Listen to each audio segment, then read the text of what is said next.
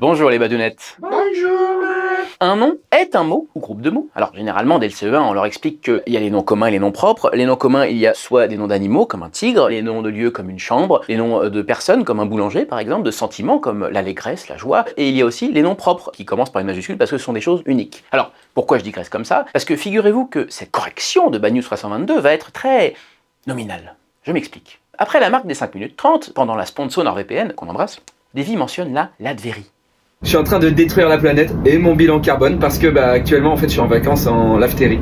C'est un pays imaginaire de l'univers Marvel, une monarchie même avec un roi, le Docteur Fatalis, qu'on pourrait même qualifier de dictateur. Alors, elle se situe à l'est de l'Europe, en Europe de l'Est. C'est pratique parce que l'Est, on connaît pas trop, on sait plus ou moins que ça a été le bordel après la chute du mur, l'effondrement de l'URSS, tout ça, mais en gros, tu vas dans la rue avec une carte vierge, personne n'est capable de situer correctement, ne serait-ce, qu'un tiers des pays qui existent déjà. Alors les fictifs, d'ailleurs, Stanley Hergé, même combat, puisque lui-même avait inventé de toutes pièces des pays de l'Est. J'ai nommé la Bordurie et la Sildavie, en guerre l'une contre l'autre évidemment, parce que de toute façon, à l'Est, comme je le disais, c'est toujours plus ou moins la merde, c'est un principe. CF, le sceptre d'autocar. D'ailleurs, petite parenthèse, j'adore le drapeau de la Bordurie.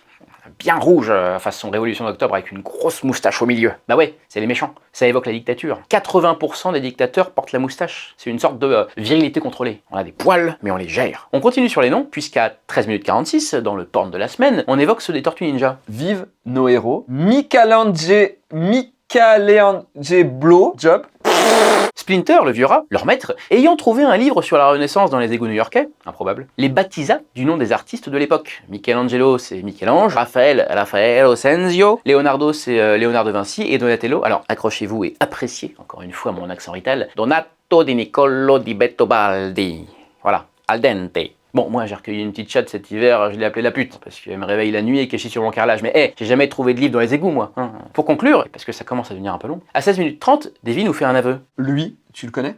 Non. Bah non, moi non plus. Cet homme s'appelle Vicente Arroyo. On dirait Ronaldinho. Moi je sais pas, je suis nul en foot. Les noms des footballeurs brésiliens, sud-américains en général, c'est n'importe quoi. Parce que tout simplement, leur nom de famille, t'en as pour 10 minutes à les sortir. Donc évidemment, ils rentreraient pas sur les maillots. Rien à voir, mais c'est quand même un cool exemple. Le vrai nom de Los Angeles, c'est Pueblo de Nuestra Señora la Reina de Los Angeles de Rio de Porciuncula. Ça rentre pas sur un maillot. Donc, les joueurs ne donnent que leur prénom. C'est pour ça qu'il y a plein de Ronaldinho, Ronaldo. Sinon, on faisait pareil, il y aurait plein de Fabien, Damien, Guy, Serge.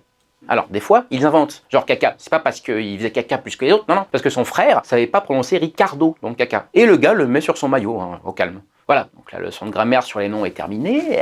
La semaine prochaine, nous évoquerons les chaînes d'accords au sein du groupe nominal. Et ce soir, vous me relisez G6, G7 et G8 via Eval demain. Au revoir les badounettes. Au revoir, man.